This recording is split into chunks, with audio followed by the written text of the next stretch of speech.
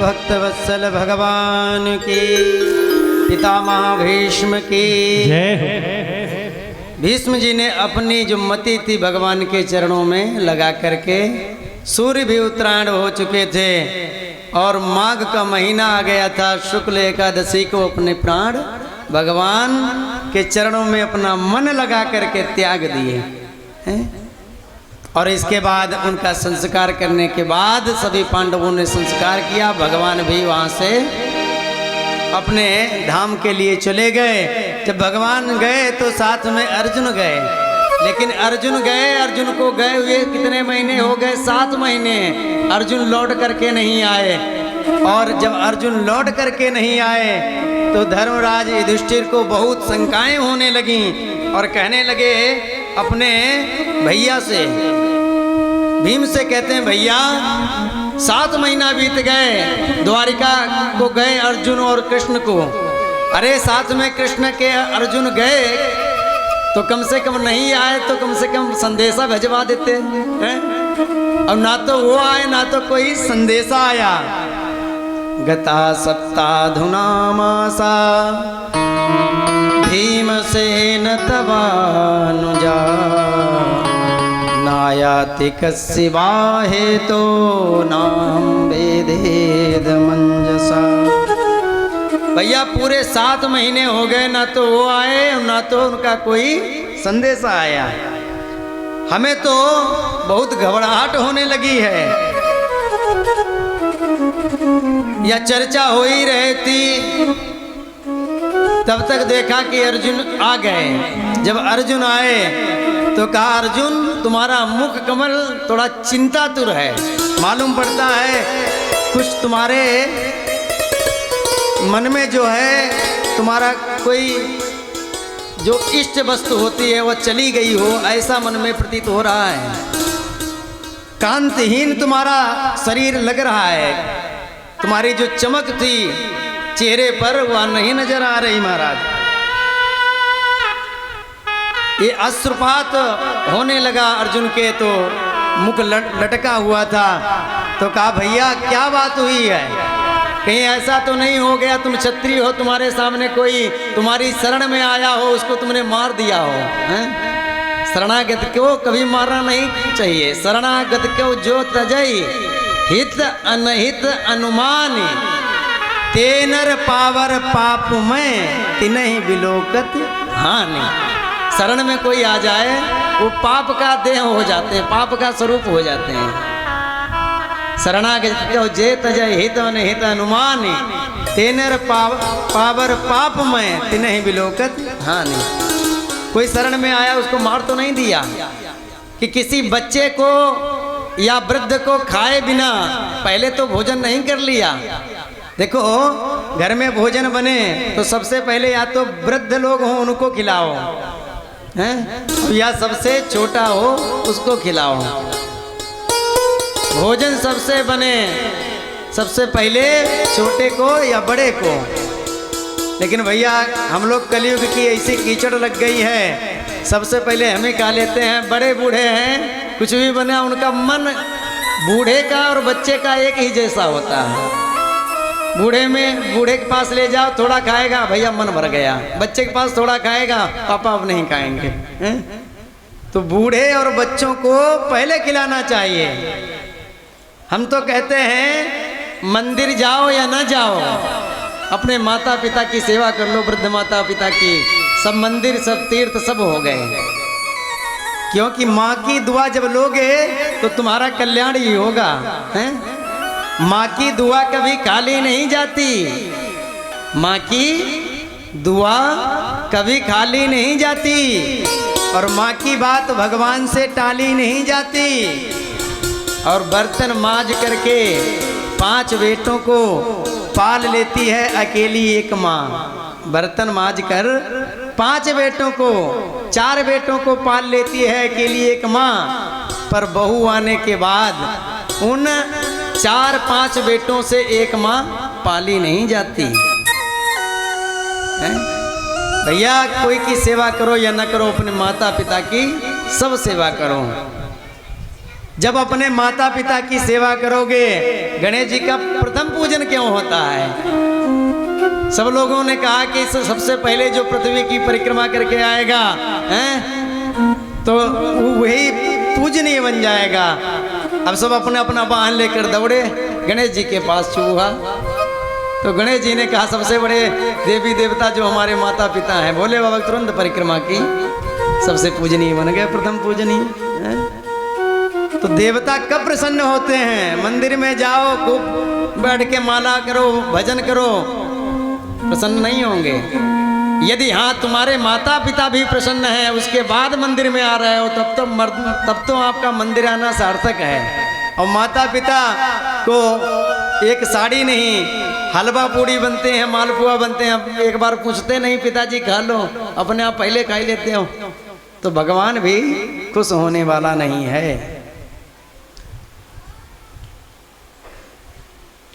जिनको अपनी मम्मी से प्रेम है, जिनको अपनी मम्मी से प्रेम है, उनको यहाँ आने का अधिकार है। मम्मी से प्रेम है, उनको यहाँ आने का अधिकार है। जिनको अपनी मम्मी से प्रेम है, उनको यहाँ आने का अधिकार है।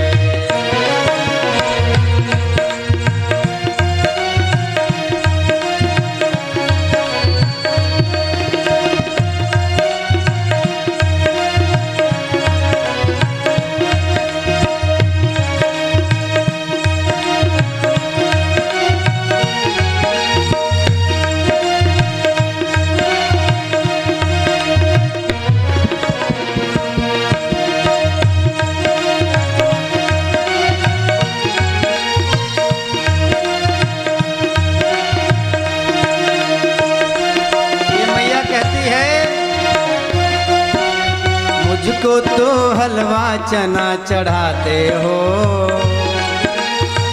मुझको तो हलवा चना चढ़ाते हो, उस माँ को रोटी ना दे पाते हो। मुझको तो हलवा चना चढ़ाते हो, उस माँ को रोटी ना दे पाते हो। आना भी बेकार है, तो मंदिर में आना भी बेकार है। इनको अपनी मम्मी से न प्यार है। हरि बोल।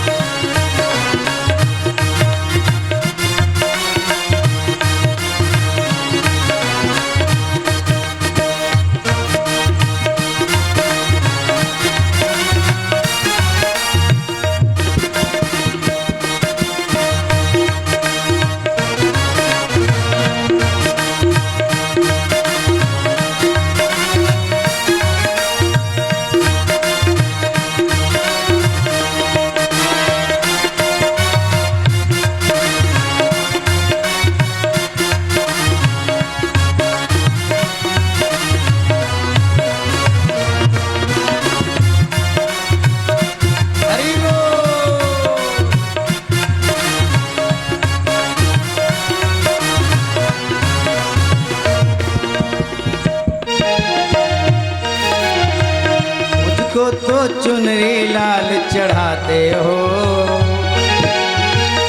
मुझको तो चुनरी लाल चढ़ाते हो, उस माँ को साड़ी ना दे पाते हो।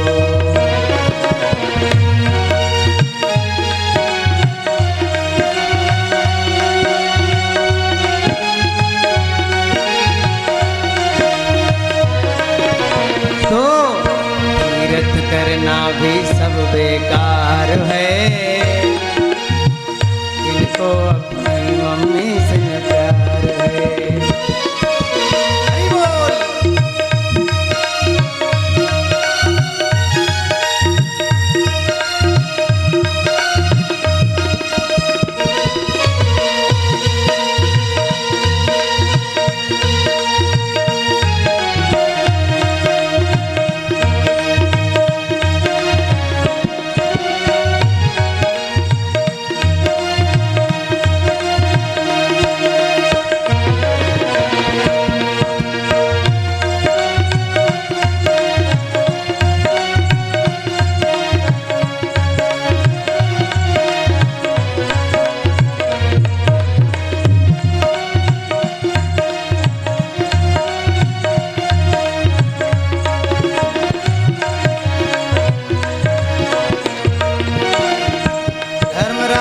युधिष्ठिर जी पूछ रहे हैं कि कहीं बूढ़े और बच्चों को खिलाए बिना तुमने भोजन तो नहीं कर लिया, अगम्या स्त्री के साथ समागम तो नहीं कर लिया तुमने, कहीं तुमसे गौवध तो नहीं हो गया?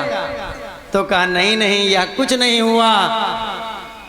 क्या तो तुम्हारी कांति क्यों हीन हो गई है, अश्रु क्यों गिर रहे हैं? तो कहा भैया, जिन्होंने हमें ये राज्य दिलाया द्वारिकाधीश, वो अपनी लीला स्मरण करके चले गए। द्वारिकाधीश श्री कृष्ण चंद्र अपनी लीला स्मरण करके चले गए। तो जैसे सुना कुंती मैया आई थी कि द्वारिकाधीश के कुशल प्रश्न कुशल क्षेम सुनूंगी, लेकिन जब उन्होंने सुना कि हमारे द्वारिकाधीश हम सबको छोड़ करके चले गए, तो ऐसे दो भक्त हुए हैं रामावतार में। दशरथ जी भगवान के राम जी के एक क्षण का वियोग नहीं सहन किया, और कुंती मैया ने भी जब सुना कि भगवान लीला संवरण करके चले गए परम अपने धाम को, हैं, तो तुरंत जैसे दशरथ जी प्राण त्याग दिए थे, ऐसे ही कुंती मैया ने प्राण त्याग दिए। राम राम कहे राम कहे, राम राम कहे राम, तनु परिहर रघुवर विरह राउ गयो सुरधाम। प्राण छोड़ दिए कुंती मैया ने। पांडव लोग भी छोटे से परीक्षित को सत्ता का भार सौंप करके और स्वर्गारोहण करते हुए सब पांडव चले गए। बोलो भक्तवत्सल भगवान की। परीक्षित जी राजा बने, तो राजा बनने के बाद एक दिन जरासंध का, जो जरासंध से युद्ध पांडवों ने किया था, अर्जुन ने और भीमसेन ने, तो वह जरासंध का युद्ध में लाया हुआ मुकुट पहन करके अपने राज्य में निरीक्षण करने के लिए चले। तो महाराज राज्य में निरीक्षण करने के लिए जब पहुंचे, तो देखते हैं जहाँ पर सिंह कोई छोटे जानवर को खा रहा है तो उसको मार देते हैं। ऐसे महाराज आगे जब बढ़े तो देखा एक गौ माता के 3 पैर टूटे हुए हैं, बछड़ा है उसके भी पैर टूटे हुए हैं, गौ माता कांप रही है, बछड़ा भी कांप रहा है। तो तुरंत उन्होंने अपनी तलवार निकाल ली। परीक्षित जी महाराज ने, हमारे राज्य में या कौन जो गौ माता को सता रहा है, इसको मृत्यु दंड दूंगा। तो देखा कि कोई नहीं, कलियुग महाराज हैं। तो कलियुग महाराज सामने आ गया। महाराज अब हमारा राज्य है, क्योंकि हमारे राज्य में गौ माता की सेवा नहीं होगी, अपनी माता की सेवा नहीं होगी, वो तो वृद्धाश्रम में जाएंगी। गौ माता तारों से कटेंगी। कलयुग में सब हो रहा देखने को मिल रहा है। एक्सीडेंट में गौ माता मरी जा रही, सब व्यवस्था कर रही है हमारी सरकार, उसके बाद भी गौ माता का वध हो रहा है। परीक्षित जी ने कहा, हमारे राज्य में कलयुग तू नहीं घुस सकता। तो कहा महाराज क्या करें, इस धराधाम जो पृथ्वी है, एक छत्र सम्राट, इसके सब पूरी पृथ्वी के आप ही राजा हैं। एक छत्र सम्राट आप ही राजा हैं, कि जाऊं तो कहाँ जाऊं? तो कहा कहीं भी जाओ, मेरे राज्य में न आओ। तो कहा नहीं नहीं महाराज, आप के शरण में आया हूँ, शरणागत की रक्षा कीजिए। तो कहा अच्छा बताओ तुम में गुण कितने हैं, दोष कितने हैं? तो कहा कि हम में महाराज दोषों का तो मैं भंडार हूँ, लेकिन गुण एक ही है कलयुग केवल नाम आधारा, सुमिर सुमिर नर उतरई पारा। कलयुग में मानस पुण्य हो ही नहीं पापा। मन से यदि हमने विचार किया कि भंडारा कराना है, कथा में इतनी दक्षिणा दान करना है, अगली कथा हमारे उससे करवाएंगे, बढ़ चढ़ के हिस्सा लेंगे, या कन्या का किसी का विवाह हो रहा है तो उसके विवाह में इतना दान देंगे, खाली मन से सोच लिया तो दान का फल आपको प्राप्त हो जाता है। कलयुग में मन से सोचा हुआ दान मिल जाता है, लेकिन मन से सोचा हुआ पाप नहीं लगता है। मानस पुण्य हो ही नहीं पापा। क्या कलयुग का सबसे बढ़िया कलयुग का ये प्रताप है। एक बार क्या हुआ महाराज, सतयुग, त्रेता, द्वापर और कलयुग, ये 4 भैया हैं। 4 भैयाओं ने विचार किया, हम लोग 3 भैयाओं ने कहा कि हम लोग अपने अपने राज्य बहुत अच्छे तरीके से चलाए। छोटा भैया कैसे चलाएगा राज्य, छोटा भैया अपना राज्य कैसे संभालेगा, सबसे छोटा है, ये चिंता हो रही थी। तो कलयुग ने कहा महाराज हमारी टेंशन ना लो, हम अपना राज्य कैसे संभालूंगा, चल करके देख लो। तीनों भैया सतयुग, द्वापर, त्रेता युग साथ में गए। कहा भैया तुम छिप जाओ, और कलयुग जा करके रास्ते में सोने का एक वृक्ष बन के तैयार हो गया। उधर से परदेश कमाने के लिए 3 भाई जा रहे थे, 2 सगे भाई, एक चचेरा भाई। तो भाइयों ने देखा कि भैया जिस पैसा के खातिर परदेश जा रहे हैं वो सोने का वृक्ष मिल गया, इसको काट के ले चलेंगे, परदेश जाने की जरूरत नहीं। तो कहा काटने की वस्तु क्या, तो कहा जाओ भैया कुल्हाड़ी लेके जाओ। तो चचेरा भाई कुल्हाड़ी लेने के लिए गया, और 2 भाई वृक्ष की रक्षा कर रहे हैं, रखवाली कर रहे हैं कि कोई दूसरा ना आ जाए, हैं? तो 2 भाई रखवाली कर रहे थे, और चचेरा भाई कुल्हाड़ी लेने के लिए गांव में गया। तब तक विचार आपस में ये कर रहे हैं भाई, सगे भाई, कि भैया भूख लग रही है और 2 हिस्सा हमको मिलेंगे, और एक जो चचेरा भाई है उसको देना पड़ेगा, हैं? तो भैया कुछ ऐसा किया जाए जो हम लोगों को आधा आधा मिल जाए, उसको न मिले। तो कहा ऐसा करो, जहर ले आओ, खिचड़ी बनाते हैं बढ़िया, उसी में मिला देते हैं और उसको खिलाई देंगे। तो वो तो जहर लेने के लिए चला गया एक भाई ने खिचड़ी बना के तैयार करी, और खिचड़ी खाने के बन के जब तैयार हुए, भूख भी लग गई, तो सगे भाइयों ने खिचड़ी खा ली और उसमें जहर मिला दिया खिचड़ी में बची, और उसको ढक दिया, और उसी सोने के पेड़ के नीचे सो गए। जब भोजन होता है अधिक तब निद्रा आने लगती है महाराज। तो जैसे सो गए, कुल्हाड़ी लेके चचेरा भाई आ रहा था, उसने विचार किया कि हम तो अकेले, हमारे चचेरे भाई 2, तो हमको 1 हिस्सा, उनको 2 मिलेंगे, इसलिए कुछ ऐसा काम करते हैं जो हमको ही मिल जाए पूरा वृक्ष सोने का। तो उसने विचार जब किया, तो विचार करते हुए आ रहा था, तो रास्ते में देखा कि वो दोनों सो रहे हैं, और वृक्ष सोने के वृक्ष के नीचे सो रहे हैं। तो सबसे पहले सोते हुए नजर पड़े तो तुरंत उनको मार दिया, दोनों को मार दिया, मुड़ काट लिया। और उसके बाद भूख लग रही थी उसको भी, तो उसने सोचा भूख लग रही है तो भोजन हम भी कर लें, उसके बाद अब तो हमको ही मिल रहा है सोने का पेड़। उसने भी भोजन किया, तो खिचड़ी में पहले जहर मिला था, तो तीनों समाप्त हो गए। उसी पेड़ से कलयुग प्रकट हो गया, और अपने अग्रजों से कहने लगा भैया देखो हम इस तरीके से अपना राज्य चलाएंगे। गुरु वृंदावन बिहारी लाल की जय। तो देखो भाई भाई को मार देता है, बाप बेटा को मार देता है, सभी घटनाएं होती हैं, अखबार में निकलता है। पत्नी पति को नीले ड्रम में बंद करके राधे राधे। अब किसका भरोसा करोगे? ये है कलयुग महाराज। लेकिन कलयुग में भगवान का नाम जपोगे उसका फल मिलेगा। हरे नाम हरे नाम हरे नाम केवलम कलौ नास्ते वनास्ते वनास्ते वगतिरन्यथा।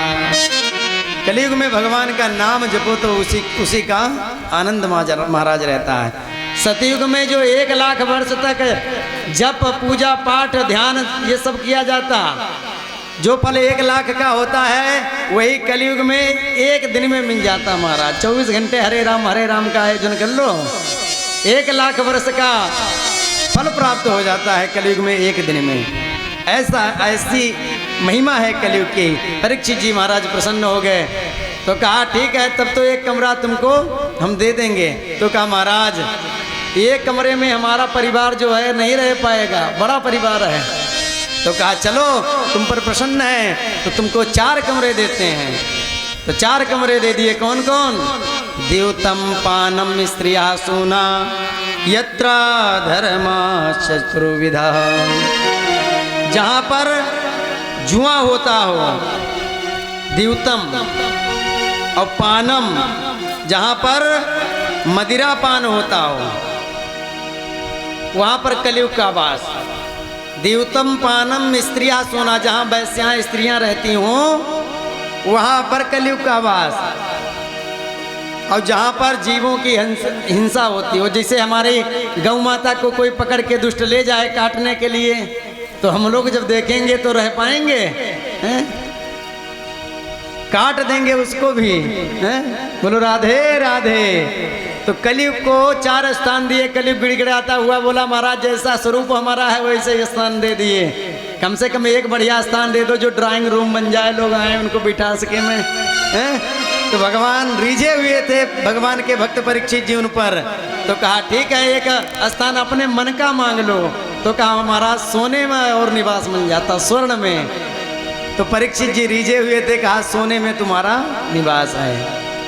अब बताओ सोने में जब कलयुग का निवास, तो महाराज हम लोग तो सोना ही पहनते रहते हैं, माताएं तो आभूषण के लिए पति से झगड़े करती रहती हैं। और उनके यहाँ विवाह में गई थी, देखो कितना बढ़िया जगमगाता हुआ 9 लखा हार पहने थी हैं। और तुम एक देखो हार, एक पेंडिल भी बढ़िया नहीं है। बोलो राधे राधे।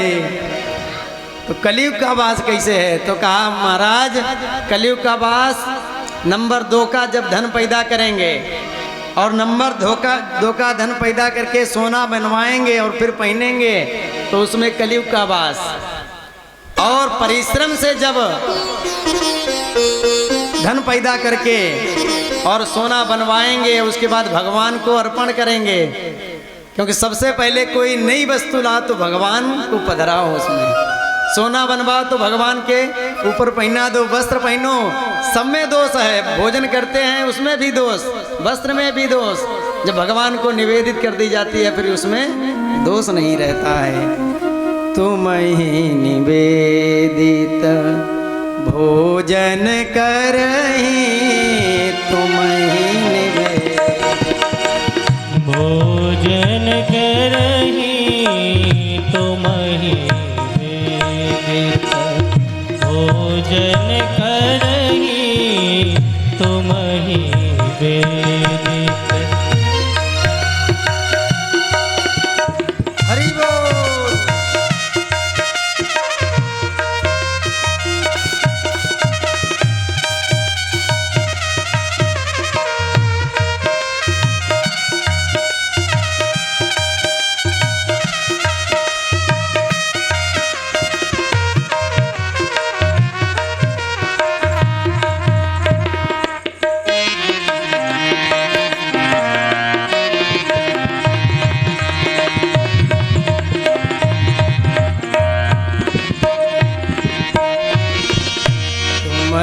निवेदित भोजन करही, तुम ही निवेदित भोजन करही। भगवान को निवेदित करके भोजन और वस्त्र, कोई भी आभूषण बने, गाड़ी ले आओ बढ़िया, तो भगवान को सबसे पहले विराजमान करो। महाराज तुम्हारी है, करते हो तुम कन्हैया, मेरा नाम हो रहा है।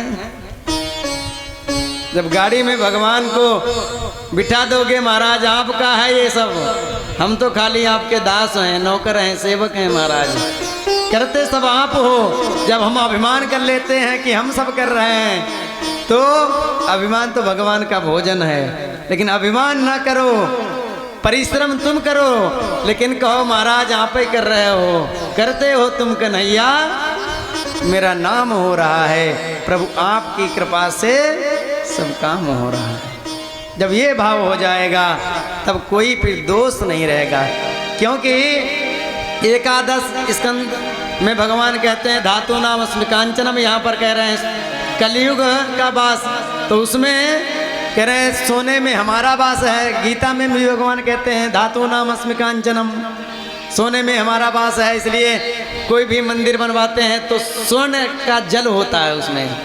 पंडित जी जब स्नान करवाते हैं कलशों के द्वारा महास्नान, तो उसमें सोने का जल डाला जाता है। सोने का जैसे अंगूठी है, सोना उसमें डाल करके और वो स्वर्ण जल हो जाता है, फिर उससे स्नान कराई जाती है। क्योंकि भगवान का स्वरूप है, जब परिश्रम करके लाएंगे वो भगवान को पहनाएंगे, फिर उसमें दोष नहीं रह जाता।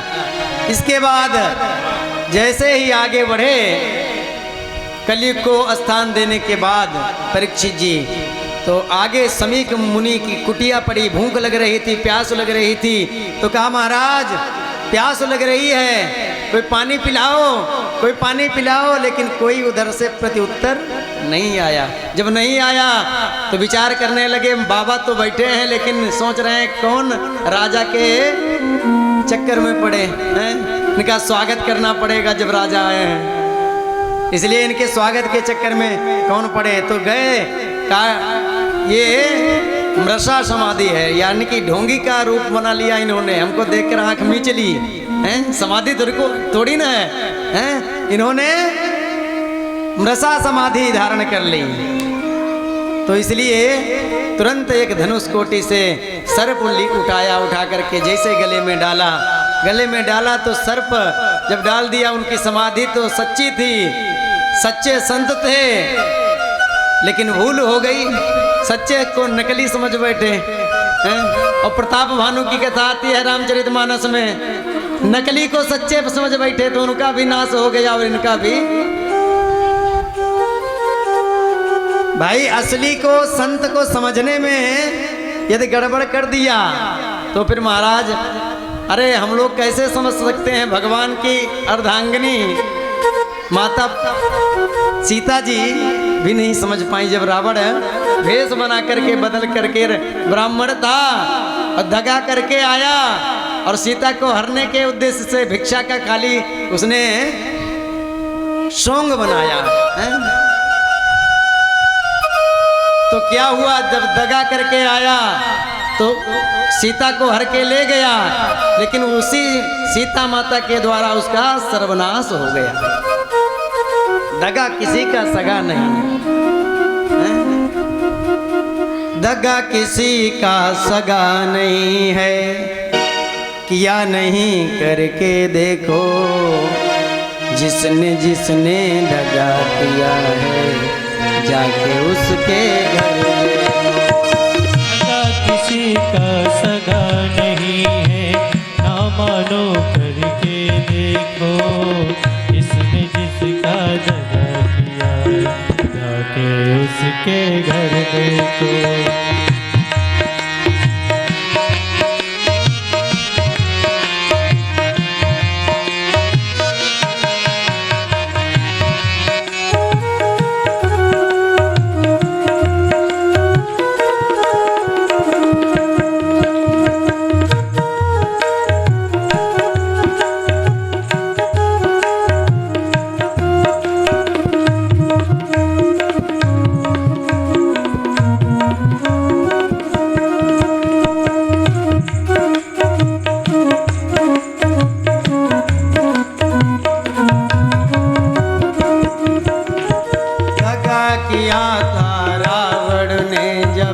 साधु वेश बनाया था, दगा किया था रावण ने जब साधु वेश बनाया था।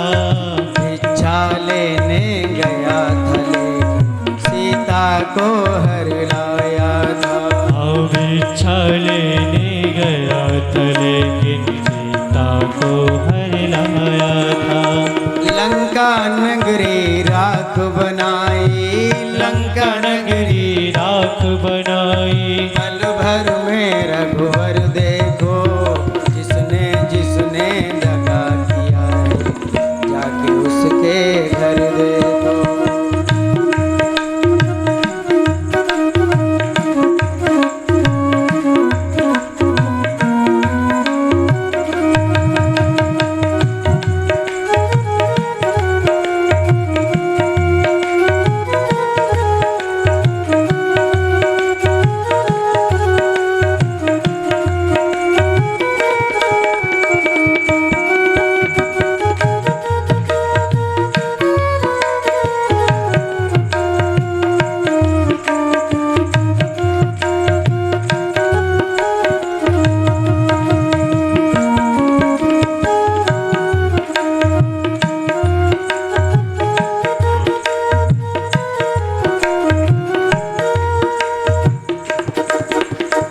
दगा किया था दुर्योधन ने कपट के पास फेंक रहा पंचाली हाँ खड़ी सभा में चीर दुशासन की चुरा।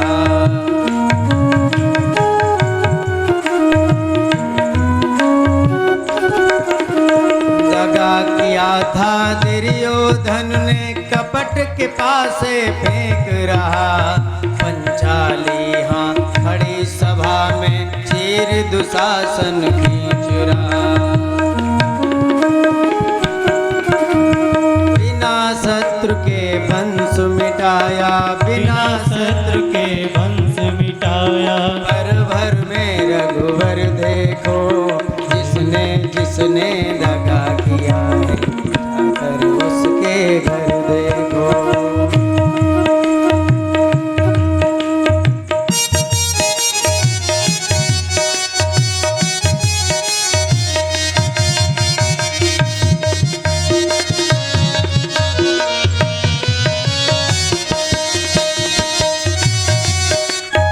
हरि बोल।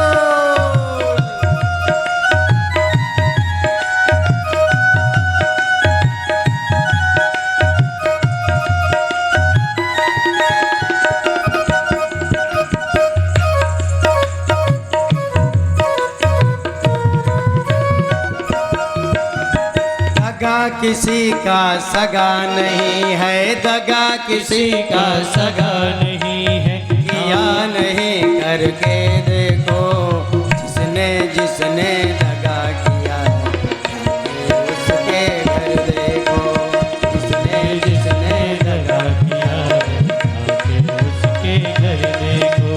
दगा दगा का सगा नहीं है दगा किसी का सगा नहीं ना मानो करके देखो जिसने जिसका दगा किया है आके उसके घर देखो जिसने जिसका दगा किया है आके उसके घर देखो जिसने जिसका दगा किया है आके उसके घर देखो। बोलो भक्त वत्सल भगवान की जय हो। तो संत को पहचानने में गलती हो गई मृत सर्प डाल करके चले गए धनुष कोटि से उठा करके परीक्षित जी महाराज।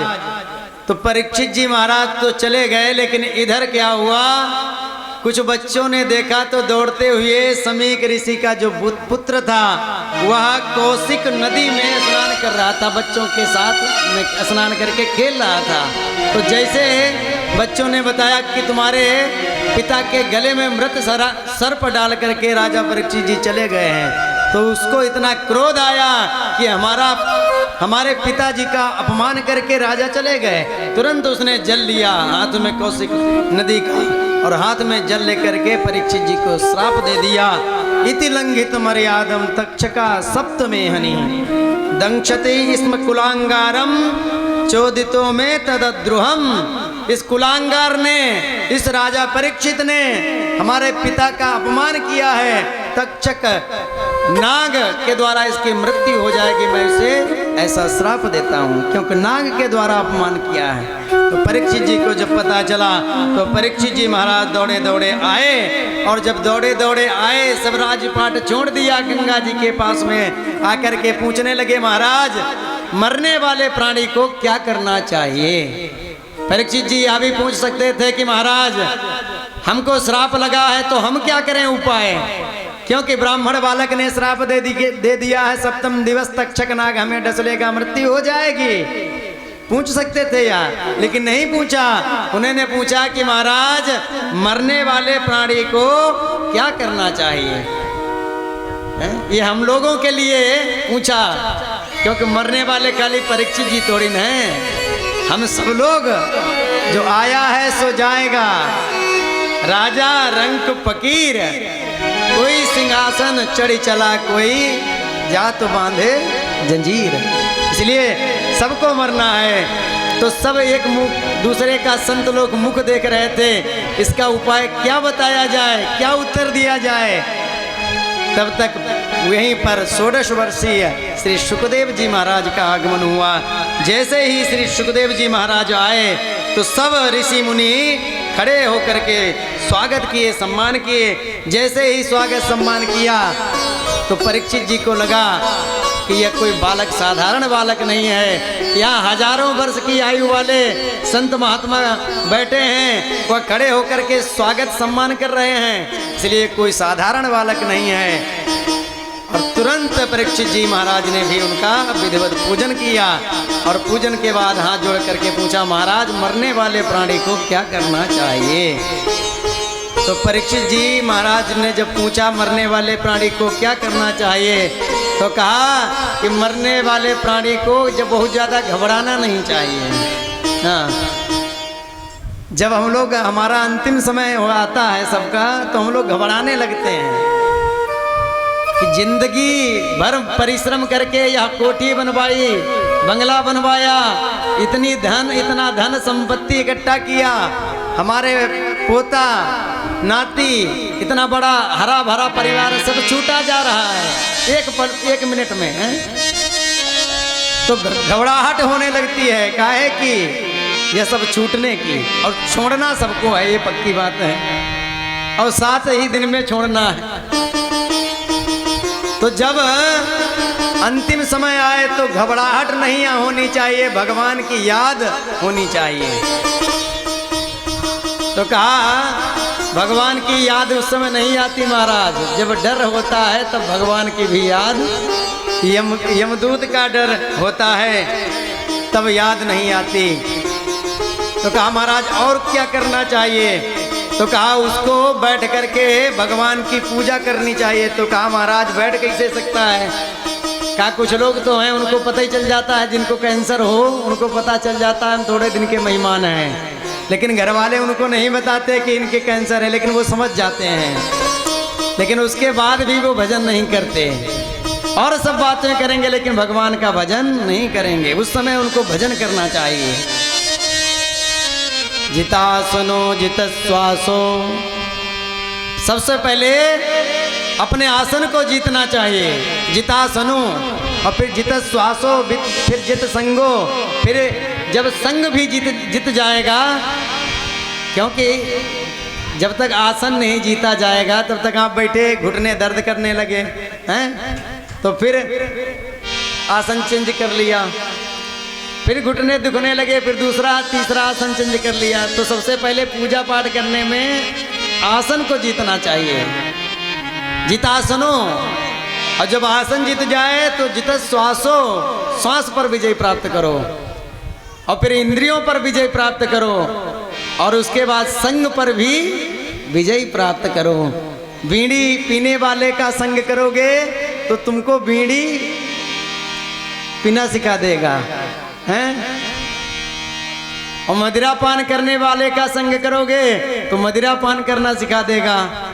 और भगवान के जो भक्त हैं, संतों का संग करोगे तो फिर वो तुम्हें भी सत्संग में लगा देंगे, हैं? भगवान के चरणों में लगा देंगे, क्योंकि कहते हैं सत्संग बिना कल्याण नहीं, सत्संग को याचत हैं मुनि ज्ञानी, बांस के संग में साधु की कीमत, साधु के संग में बांस की कीमत, और साधु के संग में बांस की कीमत, क्योंकि साधु के संग में बांस की कीमत महाराज कैसे? तो दंड होता है जो डंडी के बाबा के पास, जब वो डंडी बाबा के पास में आ जाता है तो सब लोग उनको प्रणाम करते हैं, वैसे बांस को कोई प्रणाम नहीं करता। तो साधु के संग में बांस की कीमत, और दूध के संग में बिकात है पानी, शेर के संग सियार आनंदित। शेर जब अपना कलेवा करता है, माल माल खा लेता है, तो सियार फिर आकर के उसको खा लेते हैं, खूब मौज में रहते हैं, उन्हें शिकार करना नहीं पड़ता। अब पंडित के संग मूर्ख ज्ञानी, पंडित लोग बैठे हों बढ़िया थापक थगुआ चंदन लगाए धोती पहने और जब कर रहे हैं उसमें एक मूर्ख को बीच में बढ़िया धोती पहना के और माला डाल के बढ़िया बैठा दो तो कोई समझ पाएगा क्या? नहीं समझ पाएगा। पंडित के संग मूर्ख ज्ञानी और गेहूं कहे सुन रे बतुआ, सत्संग प्रभाव ते पावत पानी। गेहूं को सब लोग सींचते हैं, बथुआ को कोई नहीं सींचता है, लेकिन गेहूं से ऊपर भी बथुआ निकल जाता है। दूध की कीमत कितनी? 80 रुपए लीटर। और पानी नल से डालो। दूधिया लोग तो नल का भी नहीं देखते, इधर उधर देखा और बरसात का पानी भरा तुरंत डाल दिया। बोलो राधे राधे। और उसी कीमत में जो दूध की कीमत वही दूध के संग बिकाता है पानी। तो सत्संग बिना कल्याण नहीं है। जैसा संग करोगे वैसा ढंग धीरे धीरे आने लगेगा। इसीलिए कहते हैं अगर संग करना है तो संतों का करो। संतन के संग लागी रे तेरी अच्छी बनेगी। संतन के संग लागी रे तेरी अच्छी बनेगी। संतन के संग लागी रे तेरी अच्छी बनेगी। अच्छी बनेगी तेरी बिगड़ी बनेगी। अच्छी बनेगी तेरी बिगड़ी बनेगी। भूल जाए तेरे भाग रे, हाँ भूल जाए तेरे भाग रे तेरी अच्छी बनेगी। तन के संग लागी रे तेरी अच्छी बनेगी।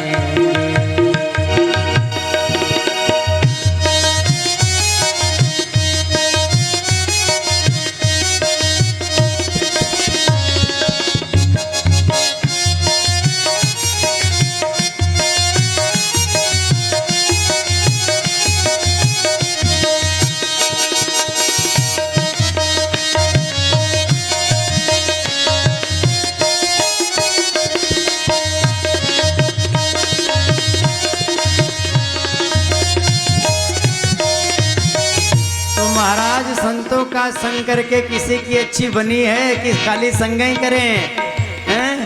तो कहा नहीं नहीं बनी है। किसकी तो नाम गिना रहे हैं।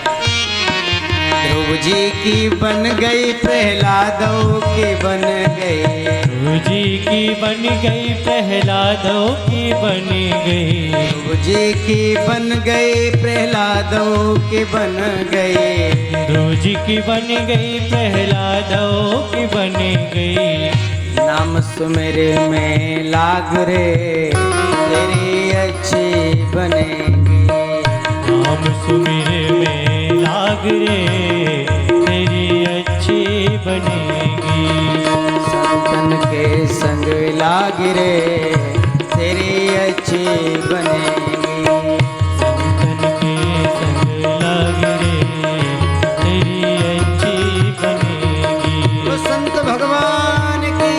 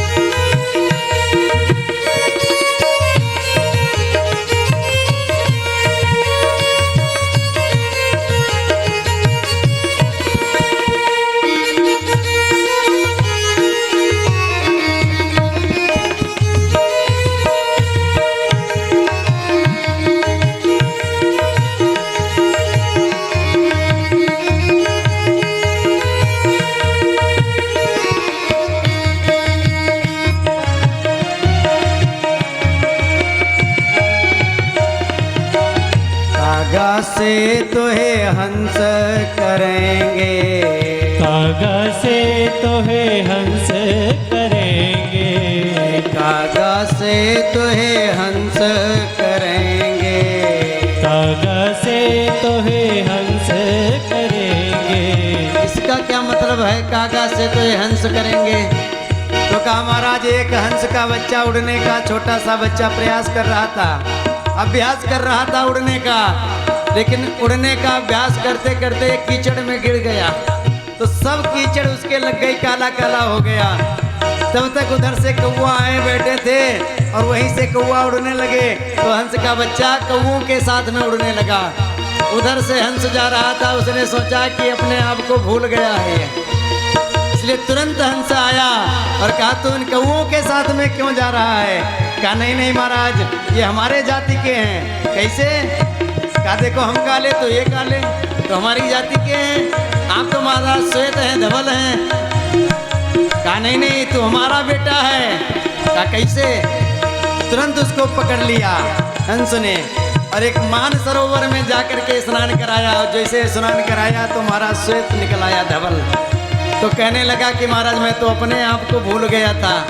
ऐसे ही हम लोग भी ईश्वर के अंश हैं, ईश्वर अंश जीव विनाशी, अपने आप को भूले बैठे हैं, लेकिन जब संतों का संग करते हैं तो कौवा बने हम लोग बैठे हैं, तो उस कौवे को हंस कर देते हैं संत भगवान। इसलिए कहते हैं कागा से तुहे हंस करेंगे, कागा से तोहे हंस करेंगे, मिट जाए और के दाग रे तेरी अच्छी बनेंगे, जय तेरे दाग रे तेरी अच्छी बनेगी।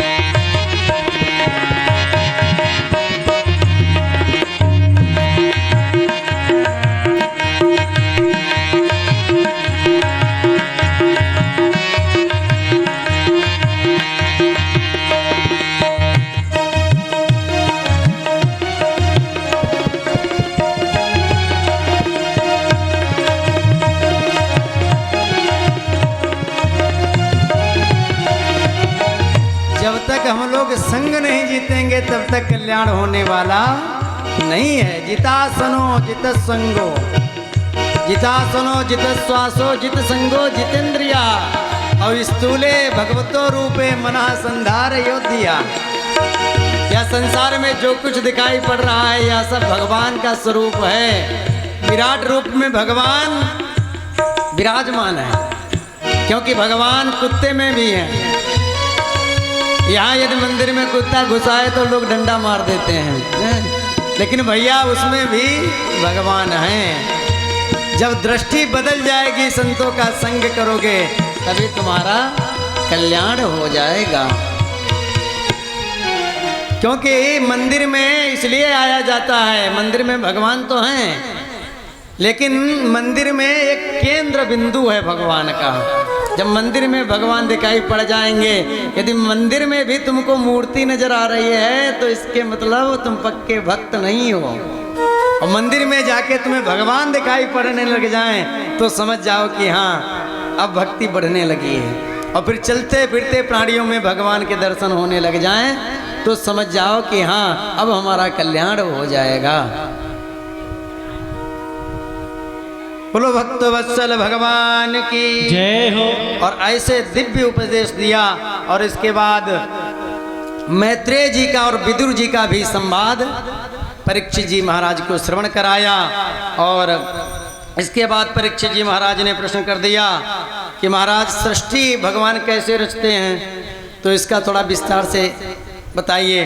तो कहते हैं कि मैत्रेय जी महाराज ये विदुर जी को कथा सुना रहे हैं। भागवत कथा में कई वक्ता और कई श्रोता हैं। जब कई बार बार कथा सुनेंगे तब समझ में आएगा। जब कथा शुरू हुई तो कहा महाराज नैमिषारण्य की भूमि में यह कथा हुई। सूत जी महाराज सुना रहे हैं शौनकादि 88,000 ऋषियों को। उसके बाद महाराज कहा कि सुखदेव जी महाराज परीक्षित जी को सुना रहे हैं और अब यहाँ पर मैत्रेय जी विदुर जी को सुना रहे हैं।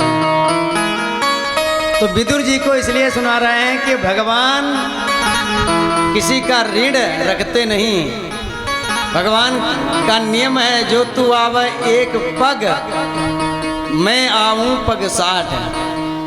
क्योंकि विदुर जी ने भगवान को स्वागत में खूब बढ़िया दिव्य स्वागत किया था। विदुर जी महाराज ने हैं कुछ घर में था नहीं, व्यवस्था करने गए, विदुरानी ने प्रेम में छिलके खिला दिए हैं।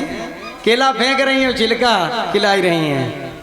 तो भगवान ने जाते जाते कहा मैत्रेय जी से कि हमारे एक भक्त विदुर जी हैं, उनका हमारा दिव्य ज्ञान, उनका मैं ऋणी हूँ और उनको दिव्य ज्ञान यह दे देना। तो आज यहाँ पर विदुर जी को मैत्रेय मुनि कथा सुना रहे हैं। बोलो भक्त वत्सल भगवान की जय हो।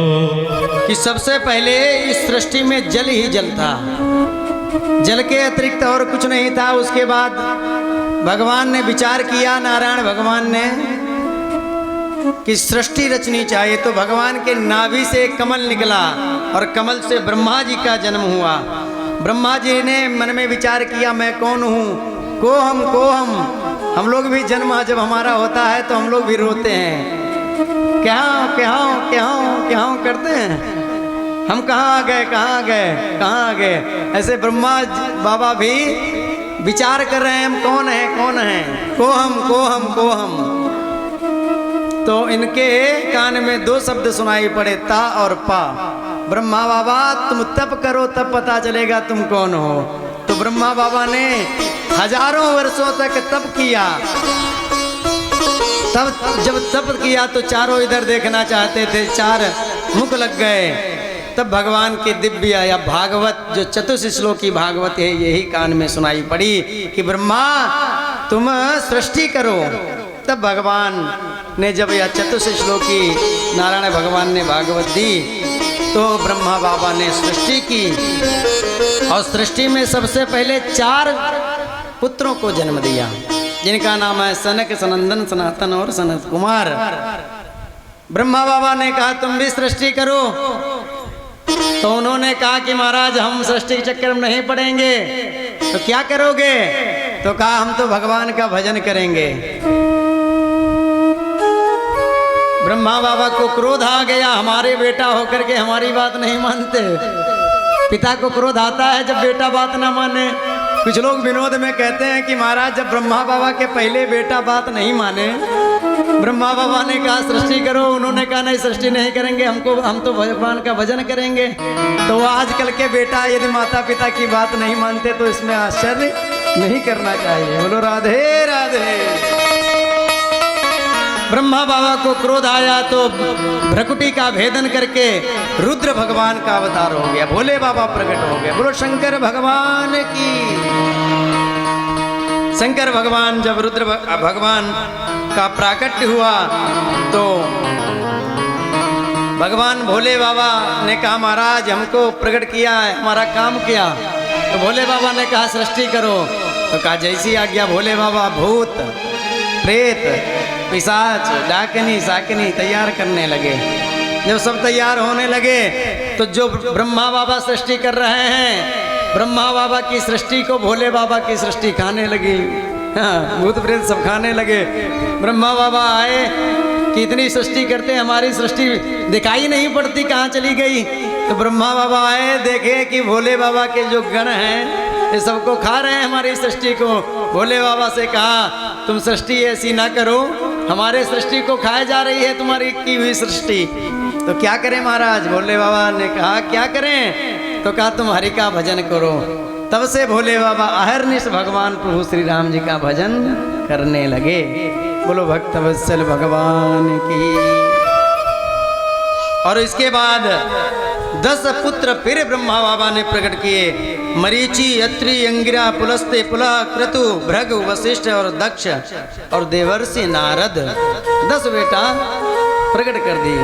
बोलो भक्त वत्सल भगवान की। और अपनी वाणी से ब्रह्मा जी ने परम सुंदरी कन्या सरस्वती को जन्म दिया। अपनी छाया से महात्मा कर्दम को जन्म दिया। ये सब ब्रह्मा जी की मानसी सृष्टि है। ब्रह्मा जी ने अपने वामांग से कन्या और दक्षिणांग से पुरुष को जन्म दिया, जिनका नाम हुआ मनु और शतरूपा। स्वयंभुव मनु हरो शतरूपा।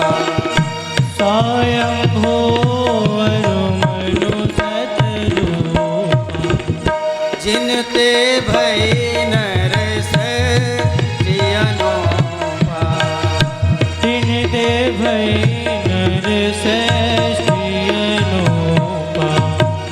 जिनते भई नर सृष्टि अनुपा। जिनते भई नर सृष्टि अनुपा।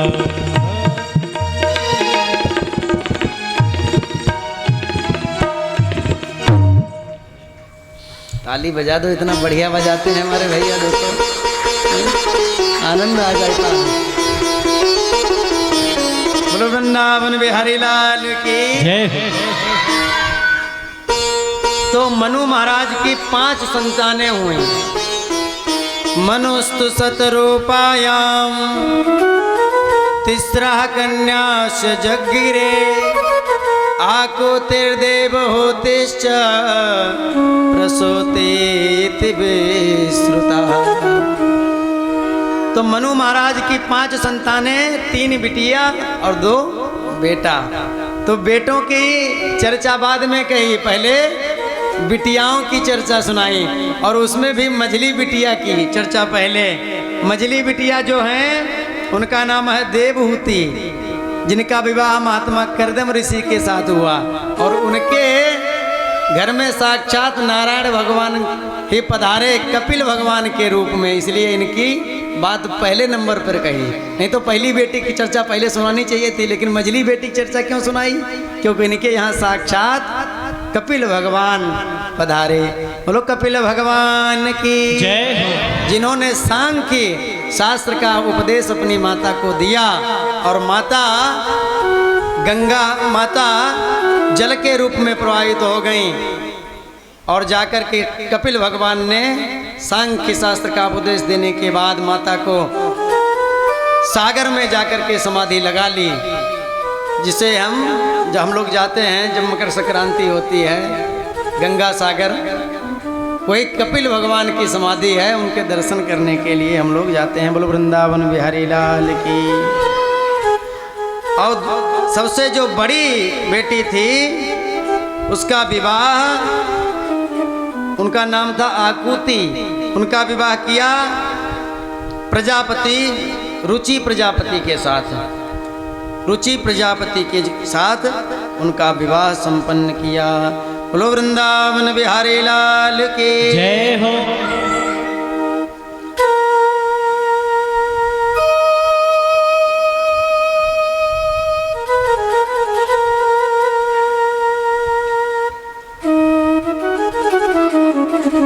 तो महाराज जब उनका विवाह हुआ आकुति का रुचि प्रजापति के साथ, ये पुत्रिका धर्म जो होता है उसका आश्रय लेकर के हुआ विवाह।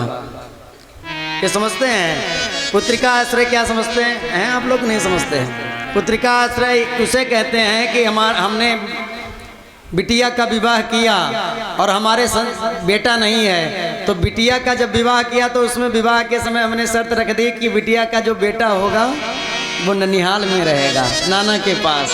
उसे पुत्रिका धर्म कहते हैं। पुत्री का बेटा ननिहाल में रहेगा। तो इनके घर में साक्षात यज्ञ नारायण भगवान प्रकट हुए और यज्ञ नारायण भगवान जब प्रकट हुए तो इनका विवाह दक्षिणा नाम की कन्या से हुआ। कल की कथा में आप लोग सुन चुके हैं यज्ञ भगवान का विवाह दक्षिणा से हुआ, इसलिए ब्राह्मण लोग जब पूजा करवाते हैं तो दक्षिणा चढ़वाते हैं। लेकिन महाराज जब बार बार दक्षिणा चढ़वाने लगते हैं तो यजमान लोग सोचे पंडित जी बहुत पुजवा ही रहे हैं, बोलो राधे राधे। पंडित जी से कहते हैं एक ही बार में बताओ पंडित जी जितनी दक्षिणा देनी हो। विवाह में है, विवाह में ज़्यादा होता है। यहाँ तो सब बहुत अच्छे हैं, यहाँ ऐसे नहीं हैं।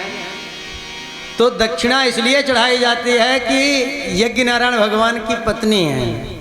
जब पति पत्नी दोनों होते हैं तब कहीं भी जाएं, रिश्तेदारी में 5 दिन रुकें 10 दिन रुकें कोई दिक्कत नहीं है। जब एक लोग होंगे तब भाई पत्नी होगी तो कहेगी अब घर चलना है, भाई घर नित्य ऑफिस जाते हैं उनके लिए व्यवस्था, बच्चों के लिए व्यवस्था करनी है। अब जब दोनों लोग होंगे तब तो महाराज आनंद ही है, बोलो राधे राधे। सुखदेव जी कहते हैं परीक्षित, मैत्रेय मुनि विदुर जी को यह प्रसंग सुनाते हुए बोले, विदुर जी देवहूति जो माँ थी वह 9 बेटियां थी, उनमें अनुसुईया का विवाह अत्रि जी के साथ हुआ और उनके भी कोई संतान नहीं हुई। तो अत्रि ने बहुत तप किया, उस तपस्या के प्रभाव से भगवान प्रसन्न हो गए। ब्रह्मा विष्णु महेश तीनों लोग प्रसन्न हो गए और तीनों लोगों ने वरदान दे दिया। तो तीनों लोगों को उनके बेटा बनकर आना पड़ा। सती माता अनुसुईया ने डार दियो पालना, सती माता अनुसुईया ने डार दियो पालना, 3 देव झूल रहे बन कर के लालना, 3 देव झूल रहे बन कर के लालना।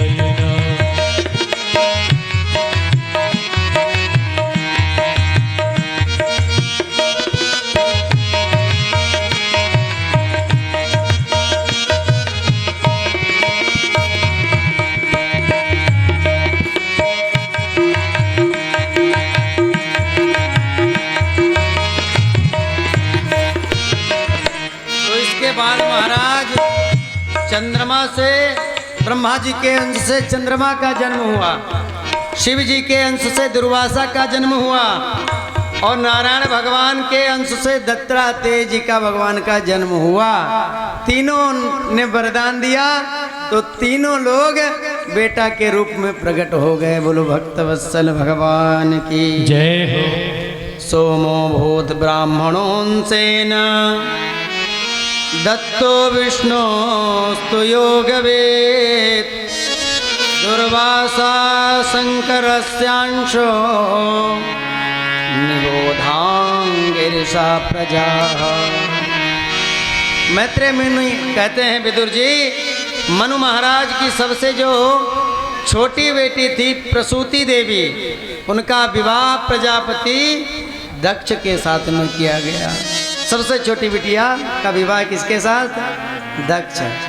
दक्ष को आप लोग जानते ही होंगे, भोले बाबा के ससुर, उनके साथ इनका विवाह हुआ। बोलो हर हर महादेव। और इनसे 16 कन्याओं का जन्म हुआ। उन 16 कन्याओं में सबसे पहले जो 13 कन्याएं थीं वह धर्म की पत्नी बनी और महाराज मूर्ति नामक जो पत्नी थी उनके गर्भ से नर नारायण भगवान का अवतार हुआ। नर नारायण भगवान का अवतार हुआ। उन्होंने सहस्र कवची दैत्य का उद्धार किया। सहस्र कवची जानते हैं आप लोग? सहस्र कवची नाम का एक दैत्य था। आज कथा बहुत पीछे है, आज 10वें स्कंद तक पहुंचना है ना। तो सहस्र कवची नाम का जो दैत्य था उसने सूर्य भगवान की उपासना की और भगवान से मांगा कि महाराज हम अजर अमर हो जाएं। सूर्य भगवान ने कहा हम भी नहीं हैं, तुमको कैसे अजर अमर का वरदान दे देंगे। तो कहा तुमने तप बहुत किया है तो तुम वरदान मांगो अपने हिसाब से। तो कहा महाराज 1000 हमारे कवच हो जाएं। कितने? 1000। और एक कवच जो जब हमारा कोई तोड़े, जब एक कवच टूटे हमारा, तो महाराज 1000 वर्ष युद्ध जब करे तभी टूटे एक कवच है। 1000 वर्ष युद्ध करे तब एक कवच टूटे और युद्ध करने वाला मर जाए, भला बताओ। ऐसे ही से वरदान मांग लेते हैं, लेकिन भगवान उसका भी तोड़ निकाल लेते हैं। सूर्य भगवान ने आशीर्वाद दिया। अब महाराज ये इंद्रलोक में गया, सब देवता छोड़ करके इंद्रलोक से भाग गए महाराज। पाताल लोक, पृथ्वी लोक सब में हाहाकार मच गई महाराज। तब नर नारायण भगवान जो थे वह बद्रिकाश्रम में थे। इसको कोई योद्धा नहीं मिल रहा था लड़ने के लिए, तो नारायण भगवान नारायण नारायण करते जा रहे थे। तो कहा, ए बाबा कहाँ जा रहे हो नारायण नारायण करते हुए, कुछ लड़ना झगड़ना भी आता है कि नहीं? नारद बाबा ने कहा, नारायण नारायण करते हैं, हम भगवान का भजन करते हैं, लड़ना तो नहीं आता है। कहा, दो दो हाथ करते? तो कहा, ज़्यादा खुजली मच रही है तो तुमको बताए देते हैं, वहाँ चले जाओ, योद्धा बताए देते हैं। तो कहा, कहाँ चले जाओ? ऋषिकेश में हैं? और वहीं पर बद्रिकाश्रम है, बद्रिकाश्रम में नर नारायण रहते हैं, उन्हीं से युद्ध करो महाराज, तुम्हारी खुजली सब मिटाई देंगे। तुरंत वहीं पहुंच गया, महाराज हमसे युद्ध करो। नर नारायण भगवान ने कहा, हम तो भजन कर रहे हैं। कहा, नहीं, हमें पता चला तुम बहुत बड़े योद्धा हो। नर नारायण भगवान, तो महाराज नारायण भगवान ने युद्ध किया। 1000 वर्ष तक युद्ध चला। युद्ध में 1000 वर्ष में एक कवच टूटा तो नारायण भगवान मूर्छित होकर के गिर गए। नर भगवान तप कर रहे थे, उन्होंने हाथ में जल लिया। कहा, यदि हम निष्ठा से भगवान का तप कर रहे हों तो हमारे जो नारायण हैं वह स्वस्थ हो जाएं। तो तुरंत जैसे जल छोड़ा तो नारायण भगवान स्वस्थ होकर के माला पकड़ लिए, बैठ गए आसन पर, जप करने लगे और नर भगवान लड़ने लगे। नर भगवान लड़ते रहे तो 1 वर्ष, जब 1000 वर्ष पूरा हुआ तो एक कवच टूटा तो वो मूर्छित होकर गिर पड़े। तो नारायण भगवान ने जल लिया। कहा, यदि हम सच्ची निष्ठा से तब पूजन किया हो तो हमारे आराध्य जो हैं नारायण या नर या जीवित हो जाएं। तो वह जीवित हो गए महाराज। इस तरीके से उसके 9999 कवच टूट गए। जब एक कवच बचा तो उसने सोचा, जब इतने टूट गए हैं तो एक कौन, एक की क्या औकात है। तुरंत भगा, सूर्य भगवान की शरण में गया, महाराज रक्षा करो। सूर्य भगवान ने अपनी शरण में उसको रख लिया और वही अगले जन्म में कर्ण बन करके प्रकट हुआ, क्योंकि कवच और कुंडल के सहित उसमें उसका जन्म हुआ था। और इंद्र यदि छल करके और कर्ण से कवच और कुंडल न ले जाते तो महाराज कोई नहीं जीत पाता। 1000 वर्ष होता युद्ध। बोलो राधे राधे। तो इसलिए भगवान का अवतार होता है। जब दुष्ट लोग वरदान अपनी इच्छा से मांगते हैं, लेकिन उसमें भी भगवान के सामने एक भी उनकी नहीं चलती। बोलो वृंदावन बिहारी लाल की जय। और इसके बाद नर नारायण भगवान जो हैं वो आज भी विराजमान हैं बद्रिकाश्रम में। हम लोगों को दिखाई पड़े या ना, लेकिन आज भी वो भगवान का भजन करते हैं। और इसके बाद स्वाहा नाम की एक जो बेटी थी वह अग्निदेव को भी आई गई। हम लोग हवन करते हैं तो स्वाहा स्वाहा करते हैं ना, तो अग्निदेव की पत्नी का नाम, अग्निदेव की पत्नी का नाम स्वाहा। जो लोग हवन करते हैं उन्हीं लोगों को स्वाहा बोलना चाहिए। जो लोग हवन आहुति नहीं डाल रहे वो भी स्वाहा बोल रहे हैं। अब तुम्हारे पास कोई भोजन लेके आए, कहे कि मुंह फैलाओ भैया, और तुम मुंह खाने के लिए फैला दो और वो भोजन हटा ले तो कैसा लगेगा हैं? तो इसलिए आपके पास सामग्री नहीं है तो स्वाहा नहीं बोलना चाहिए, लेकिन हाँ जो हवन कर रहे हैं उनको उच्चारण करके बोलना चाहिए स्वाहा।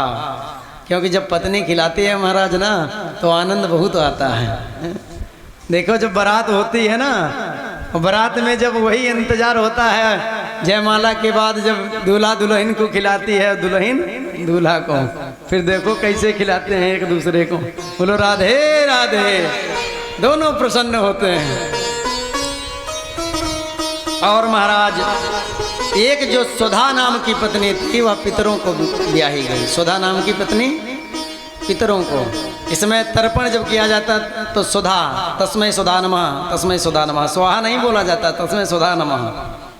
तो सुधा पितरों की पत्नी है, इसलिए हम लोग जब तर्पण करते हैं तो स्वधा बोलते हैं।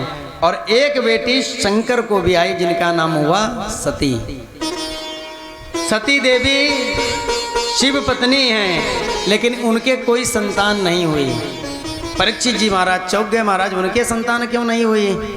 तो कहा उन्होंने आत्महत्या कर ली थी। अरे भगवान भोले बाबा जो हैं वो तो आशुतोष हैं, उनकी पत्नी ने आत्महत्या कैसे कर ली महाराज? थोड़ा विस्तार से सुनाओ। तो कहा एक बार प्रजापति दक्ष जो थे, उनको प्रजापति का एक पद होता है, जैसे हम अपने यहाँ विधायक मंत्री और ये सब होते हैं, ऐसे पद होता है प्रजापति का। ब्रह्मा बाबा ने दक्ष को प्रजापति का पद दे दिया, तो पद के अहंकार में प्रभुता पाए जाय मद नाही। जब गया स्वागत समारोह में तो सब लोग खड़े हुए, 3 देव नहीं खड़े हुए, ब्रह्मा विष्णु महेश। तो ब्रह्मा और विष्णु को देख करके कुछ नहीं बोला, और जैसे देखा कि भोले बाबा नहीं खड़े हुए तो महाराज गाली देने लगा।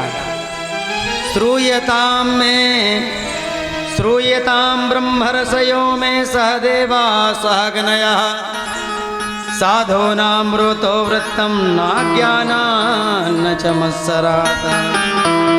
अरे सभ्य समाज में बैठता ये तो सभ्यता आती है, भूतों प्रेतों के साथ में बैठने वाला, 24 घंटे भूत प्रेत का संग करने वाला असभ्य समाज में बैठता है।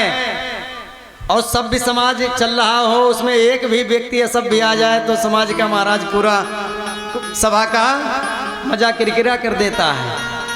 तो सब लोग इधर उधर देखने लगे, ये किसको इशारा कर रहे हैं? तो कहा ये शंकर तुम्हें दिखाई नहीं पड़ रहा है? अरे सभ्य समाज के साथ बैठता तो सभ्यता आती, भूत प्रेत डाकनी विसाचनी के साथ में बैठने वाला, चिता की भस्म धारण करने वाला, इसको सभ्यता, इसको तो इतना, इसके संस्कार ऐसे हैं, इसको तो किसी का स्वागत करना भी नहीं आता। लाल पीला होकर के भोले बाबा को गाली देने लगे। तो किसी ने कह दिया जब अपनी बिटिया का विवाह किया था तब दोष नहीं दिखाई पड़े थे। तो कहा उस समय तो अपने बाबा ब्रह्मा की बात में आकर के हमने विवाह कर दिया था, नहीं तो इस भिखमंगे के साथ में विवाह कहाँ करता। अरे कहाँ मेरी कन्या मृगलोचनी जैसी कन्या, और ये कहाँ बंदर की आंख वाला शंकर, ऐसे कहने लगे। अब तो भैया नंदी जी से नहीं रहा गया। नंदी जी ने कहा हमारे भोले बाबा का अपमान हो रहा है। नंदी जी खड़े हो गए। भोले बाबा ने कहा शांत नंदी जी शांत, क्योंकि हमारे ससुर जी हैं, गाली दे रहे हैं, कोई बात नहीं, ससुराल की गाली सबको खानी पड़ती है। हाँ अब तो नहीं, पहले जब विवाह होता था तो माताएं खूब गाली देती थी जब बारात आती थी। तो ससुराल में सबको गाली खानी पड़ती है, हमारे ससुर गाली दे रहे हैं, कोई बात नहीं। लेकिन महाराज इनका इतना दुस्साहस बढ़ता चला गया कि इन्होंने भोले बाबा को श्राप दे दिया कि हे शंकर तुझे किसी भी यज्ञ में भाग न मिले। अब नंदी जी से नहीं रहा गया। नंदी जी ने कहा हरि हर निंदा सुनई जो का, हाँ हरि हरि निंदा सुनहि जिकारा, पाप होए गोघात समान, पाप होई दो घात समान।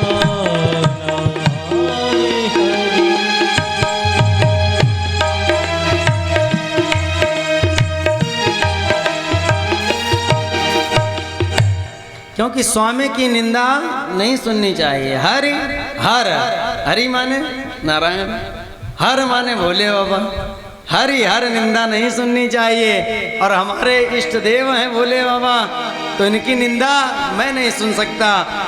नंदी जी से नहीं रहा गया। कहा हे दक्ष जब से आए हो तब से बड़बड़ा रहे हो, और हमारे भोले बाबा शांत हैं और तुम बड़बड़ाए जा रहे हो, गाली पर गाली बिक रहे हो। लेकिन मैं भी तुमको श्राप देता हूं, तुम्हारा मुख बकरे का लग जाए। श्राप दे दिया। अब उधर से भृगु जी खड़े हो गए। कहा रे ये ससुर दामाद का आपसी झगड़ा चल रहा है, तुम बीच में खड़े होने वाले कौन होते? श्राप देने वाले तुम कौन होते हो? हम भी तुमको श्राप देते हैं, भोले बाबा के जितने भी गण हैं पाखंडी हो जाएं, हैं? जो कुछ मिले सब खाने वाले हो जाएं, हैं? तो कहा अच्छा, तो हम भी तुम्हें श्राप देते हैं कि जो ब्राह्मण है सर्वभक्षा द्विजातया, सब कुछ खाने वाले ब्राह्मण हो जाएं। तभी तो अब ब्राह्मण लोग महाराज बारात होती हैं, तो बारात में भी टेंट में सब लोग खा ही रहे, तो पंडित जी सबसे पहले आ गए। अरे इसकी बात छोड़ दो, ये तो छोटी चीज है महाराज, जो काटने छाटने वाली वस्तु है ब्राह्मण को स्पर्श नहीं करनी चाहिए, वो भी खा ही रहे।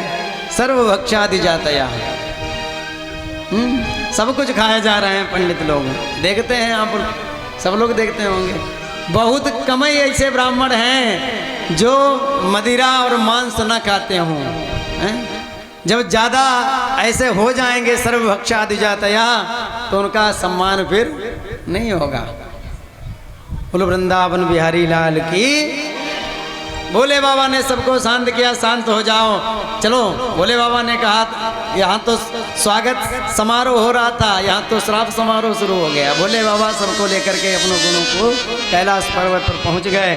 लेकिन महाराज इसका जो क्रोध दक्ष का था वह शांत नहीं हुआ। कनखल में जाकर के हरिद्वार में इसने एक यज्ञ का आयोजन किया, और यज्ञ के आयोजन में सबको देवी देवताओं को बुलाया, भोले बाबा को कोई चिट्ठी पत्री नहीं भेजी। लेकिन महाराज भोले बाबा को कुछ फर्क नहीं पड़ता, वो तो अपनी मस्ती में मस्त। लेकिन मैया सती ने जब देखा कि सुबह से आज विमानों की लाइन लगी है, सब विमान जा रहे हैं, तो पूछती हैं सती जी कहाँ सब जन जा रही हो? तो कहती हैं तुम्हारे यहाँ तुम्हारे पिताजी ने एक यज्ञ का आयोजन किया, तुमको नहीं पता? तो सती जी ने कहा नहीं नहीं पता तो है, अभी भोले बाबा पूजन में बैठे हैं, भोले बाबा को लेके आ रही हूँ। और आज सती मैया सीधे भोले बाबा के चरणों में बैठ गई, चरण सेवा करने लगी। भोले बाबा ने आँख खोली, देवी आज बहुत सेवा कर रही हो, क्या बात है? तो सती मैया ने कहा हम पतिव्रताओं का स्वभाव है कि पति की सेवा करना। भोले बाबा ने कहा कुछ ज़्यादा ही अपने धर्म का निर्वाह कर रही हो, क्या बात है? माताओं को जब अपने पति से कुछ चाहिए होता है, साड़ी बढ़िया, नवल का हार, कहीं घूमने के लिए, तो फिर सेवा देखो महाराज पति की। भोले बाबा ने कहा क्या बात है, खुल के बताओ। तो कहा भोले बाबा सब लोग जा रहे हैं, हमारे पिता ने एक यज्ञ किया है आपके ससुर जी ने, तो इस यज्ञ में जा रहे हैं, तुम भी चलो। भोले बाबा ने कहा कोई चिट्ठी पत्री आई? कहा कोई नहीं, आई जरूर होगी, इतने कैलाश पर्वत पर विराजमान हैं आप, तो आई होगी, मिस हो गई हैं। भोले बाबा ने वह राज जो था अपनी पत्नी सती को नहीं बताया था, आज वह राज बता दिया भोले बाबा ने। नहीं तो हम लोग अपनी ससुराल में जाएं, थोड़ा भी सम्मान में कमी आ जाए, फिर जितनी गुस्सा होती है पत्नी पर उतरती है, बोलो राधे राधे। लेकिन भोले बाबा ने एक बार भी अपनी पत्नी सती से, दक्ष और भोले बाबा के बीच में श्राप, कई श्राप भोले बाबा की ओर से हुए, कई श्राप उधर, एक भी नहीं बताया भोले बाबा ने। आज बताना पड़ा, कहा जानबूझ करके तुम्हारे लिए चिट्ठी पत्री नहीं भेजी गई यज्ञ के लिए, इसलिए क्योंकि तुम्हारे पिता के समारोह में थोड़ा खड़े नहीं हुए थे, उन्होंने हमको पता नहीं कितनी गाली दी, उसके बाद श्राप भी दे दिया है? आज वह राज बताया। भोले बाबा से माता सती कहती हैं अच्छा ससुर दामाद में खटपट चल रही है, हमको भनक नहीं, चलो भोले बाबा आज्ञा दो, जाऊंगी, और पिताजी भी माफ़ी मांगेंगे, तुमको भी लेवा के ले जाएंगे। भोले बाबा ने खूब समझाया, देवी जाना वहाँ अच्छा रहता है जहाँ तुम जाओ लोग देख के खुश हो जाएं, और वहाँ जाने से अच्छा नहीं होता तुम जाओ तुमको देखकर वो नाराज हो जाएं, वो उनका खून जल जाए हैं, तुमको देखकर उनका जले, उनको देखकर तुमको तुम्हारा खून जले, तो इससे बढ़िया वहाँ नहीं जाना चाहिए। आवत ही हर से नहीं, नैनन नहीं सने, सीतान जाए, चाहे कंचन बरसे में। इसलिए वहां नहीं जाना चाहिए, तुम्हारा कल्याण नहीं होगा। लेकिन भोले बाबा से कहते हैं एक बार आज्ञा दे दो। तो भोले बाबा ने कहा ठीक है, तुम्हारी जैसी इच्छा हो, मैं तो आज्ञा नहीं देता हूँ। भोले बाबा ने खूब समझाया, लेकिन भोले बाबा के समझाने पर भी सती जी जब नहीं मानी तो भोले बाबा ने कहा होनी बहुत बलवती है। भोले बाबा आंख मींच कर के बैठ गए, हुई है सो जो राम रच राखा। भोले बाबा आंख मींच करके बैठ गए और सती जी जब जाने लगी तो भोले बाबा ने अपने नंदी भृंगी भूत प्रेत पिशाच सबको भेजा, कहा जाओ सती जी अकेली जा रही हैं, सकुशल इनको मायके में पहुंचा के आओ। सब भूत प्रेत नंदी भृंगी पहुंचे, मैया मैया हम भी चलेंगे यज्ञ का मेला देखने के लिए। मैया ने कहा सब लोग हमारे साथ में चलो। मैया सबको लेकर के पहुंच गई। तो जो देखता है वही अनदेखा कर जाता है। जो भी देवता देखता है, बहनें देखती हैं तो मुख में रूमाल दे करके हंसती हैं। देखो इनको निवता नहीं दिया गया तब भी दौड़ी दौड़ी आ गई हैं। तो यह देख करके मन में बहुत दुख हो रहा है। तो सबसे पहले कहा मायके में सबसे ज़्यादा अधिक महत्व होता है तो मैया का, माता का। मायके में जब तक माता रहती है तब तक मायका होता है, फिर कोई पूछने वाला नहीं। इसलिए सादर भले ही मिली एक माता, सादर भले ही मिली एक माता, सादर भले ही मिली एक माता, सादर भले ही मिली एक माता।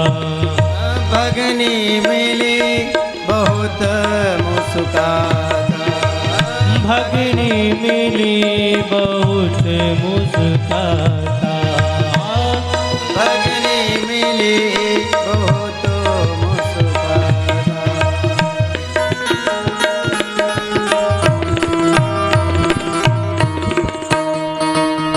तो जैसे माता जी ने देखा तुरंत गले लग करके स्वागत किया।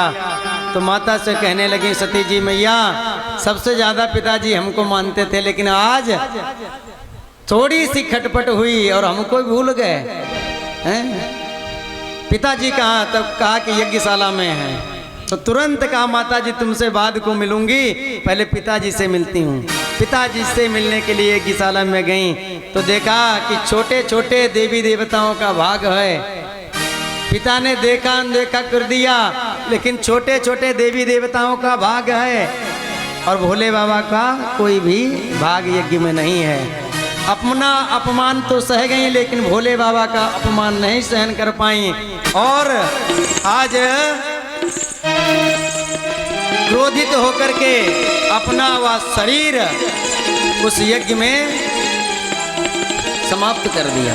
जैसे ही यज्ञ में शरीर समाप्त हुआ तो भूत प्रेत जो थे वह भी लाल पीले होने लगे, मारो काटो चिल्लाने लगे। तब तक भृगु बाबा आगे बढ़े, उन्होंने रक्षोहण मंत्र से यज्ञ की रक्षा की। इधर नारद बाबा पहुंच गए, क्योंकि देवताओं के संवाददाता हैं, पत्रकार हैं नारद बाबा। कैलाश पर्वत पर भोले बाबा गजब हो गया। क्या हो गया? जैसे हम थे ऐसे आप हो गए। मतलब कि आपकी पत्नी सती गई थी यज्ञ का महोत्सव देखने के लिए, लेकिन ऐसा धक्का उनके पिता ने मारा, कुंड में ही स्वाहा हो गई। भोले बाबा लाल लाल आंखें हो गई। मालूम पड़ रहा था 10 दिशाएं दग्ध हो जाएंगी, प्रलय हो जाएगा। भोले बाबा ने एक जटा उखाड़ के पटकी, वीरभद्र प्रकट हो गए। वीरभद्र से कहा जाओ जाकर को यज्ञ और यज्ञ में जितने देवी देवता हैं तहस नहस कर दो, सबका विनाश कर दो, सबको खंडित कर दो, यज्ञ को खंडित कर दो। तुरंत वीरभद्र गए। भूत प्रेत बेचारे पिटके आ रहे थे और इधर से जब एक आवाज आई, बोलो शंकर भगवान की। वीरभद्र ने आवाज जब जयकारा की लगाई तो आवाज जब कानों में पहुंची तो भूत प्रेतों ने देखा ये हमारी पार्टी के मालूम पड़ रहे हैं, यहाँ भोले बाबा की जयकार कौन कर रहा है। तो देखा कि वीरभद्र आए हैं, भगवान भोले बाबा जैसा ही स्वरूप काला कुलूटा है वीरभद्र का। तो कहा अब तो चुन चुन करके बदला लेंगे, जिन्होंने हमको मारा उनको मारेंगे। अब तो सब भूत प्रेत जा करके यज्ञशाला में टूट पड़े। देवताओं ने देखा भूत प्रेत तो देवता भागने लगे। तो देवता जब भागने लगे तो यज्ञाचारी भी भागने लगे। तो यज्ञाचारी की दाढ़ी पकड़ के उखाड़ कर एक झटके में यज्ञ कुंड में स्वाहा कर दी। यजमान भागने वाले थे दक्ष जी, तो उनको पकड़ के उनकी मुंडी काट करके और मुंडी यज्ञशाला में कुंड में स्वाहा कर दी। सब देवताओं को तहस नहस कर दिया, खंडित कर दिया। किसी की आंख फूटी, किसी का दांत टूटा, किसी के हाथ टूटे, किसी के पैर, सबको खंडित कर दिया।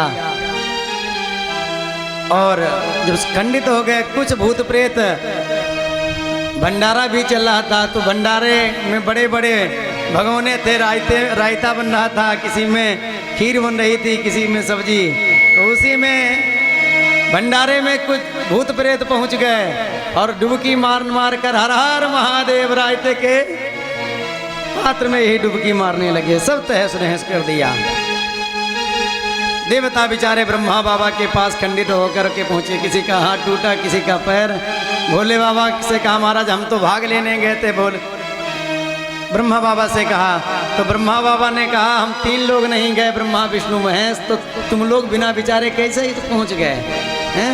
जो त्रिदेव नहीं गए तो तुम लोगों को नहीं जाना चाहिए। तो कहा महाराज हमको भाग तो कुछ नहीं मिला, लेकिन हमारा ही भाग बन गया। बोलो राधे राधे।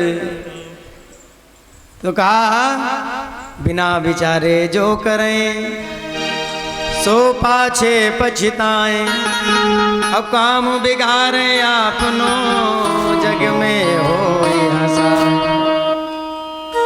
तो कहा महाराज कृपा करो। तो भोले बाबा के पास लेकर के ब्रह्मा बाबा गए और भोले बाबा ने सबको स्वस्थ किया। तो सब देवता के जब खंडित अंग हो गए थे, सबको अंग दिए। और उसके बाद सब देवताओं ने कहा महाराज अब यज्ञ को भी सफल करो। तो कहा यजमान कहाँ? तो कहा धड़ तो ये पड़ा और उनका सर सुहा हो गया यज्ञ में। तो कहा तो जाओ जो मिले उसका सर लेके आओ। तो बकरा मिला, बकरा का सर जब लगाया गया तो दक्ष ने भोले बाबा की महिमा जानी, तब में करके स्तुति करना चाहा। तो भोले बाबा प्रसन्न हो गए, अब हमारी महिमा जान गए हैं। इसलिए भोले बाबा खूब प्रसन्न हो गए। हम लोग भोले बाबा के मंदिर में जाएं तो 2 काम जरूर करें। एक तो मंदिर में जाने के बाद राम राम जरूर करें। जब रा